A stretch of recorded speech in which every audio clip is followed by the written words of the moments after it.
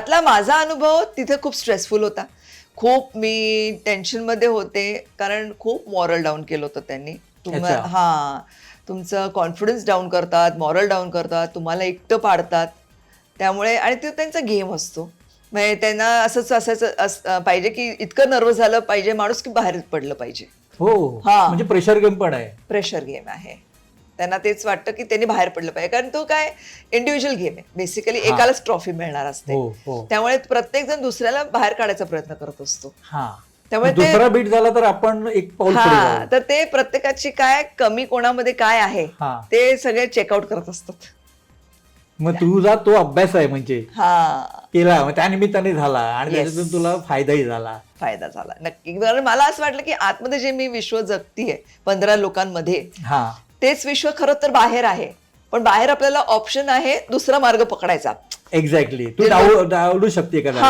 हां, जे माझे पाय खेचतायत त्यांच्याबरोबर कशाला मी राहू? मी दुसरा मार्ग पकडेन, दुसऱ्या लोकांबरोबर मी राहीन. करेक्ट. हां. इथं नाहीये तो ऑप्शन. म्हणून तो बिग बॉसचा गेम आहे. तुम्हाला त्यांच्या बरोबरच राहायचंय, त्यांचीच विनवणी करून त्यांना तुम्हाला इम्प्रेस करायचं आहे, की तुम्ही नॉमिनेट नाही झाला पाहिजे, तुम्ही घराच्या बाहेर नाही जायला पाहिजे. पण तू होकार देताना विचार काय केला होतास? मी होकार देताना आधी नकारच दिला होता. अच्छा. हां. नकार माझा स्पष्ट होता. म्हटलं नाही, मी त्यातली नाही, भांडणं नाही करू शकत आणि मी तिथं म्हणजे खूप असं इन्सल्टिंग गोष्टी बघितल्यात कधी ना कधी तरी. हालाकी मी ॲक्च्युली सगळे कधीच कोणाचे एपिसोड्स बघितले नाहीत. पण जेव्हा कधी आमच्या घरामध्ये चालायचं सर्फिंग करताना इकडे तिकडे बघितलं गेलेलं आहे हां. थोडंफार. हां. आणि मग दीपक आणि बॉबीला मी सांगितलं, की माझे असं ऑफर आली आहे. नो नो, तू कुठं जाणार? तुला काय जमणार नाही ते. हां. म्हटलं ओके, नाही जाणार. मी मनाचं हे केलं होतं.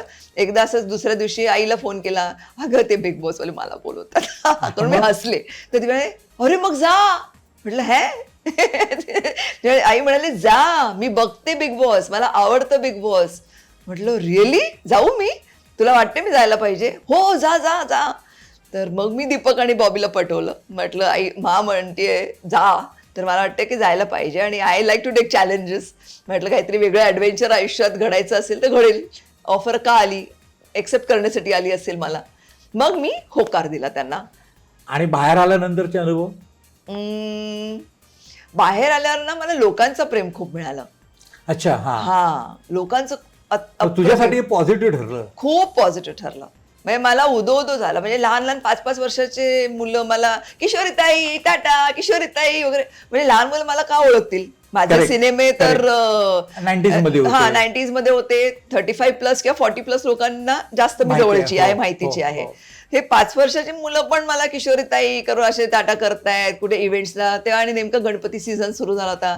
प्रत्येक ठिकाणी हां. गणपतीला मी जात होते. तर हां. इतकं मला छान वाटलं ना, म्हटलं अरे वा, इतकं प्रेम मिळते आपल्याला या सीझनमुळे. आतमध्ये मला त्रास झाला, पण तो त्रास सहन करून फायनलिस्ट होऊन 100 दिवस राहून मी जेव्हा बाहेर पडले, तेव्हा मला जो आनंद मिळाला ना या लोकांमध्ये, तो कमालीचा होता. मराठी चित्रपटसृष्टीमधील latest update, original web series, shows, गाणी आणि एंटरटेनमेंटसाठी आमच्या चॅनलला सबस्क्राईब करा आणि बेल आयकॉन दाबायला विसरू नका.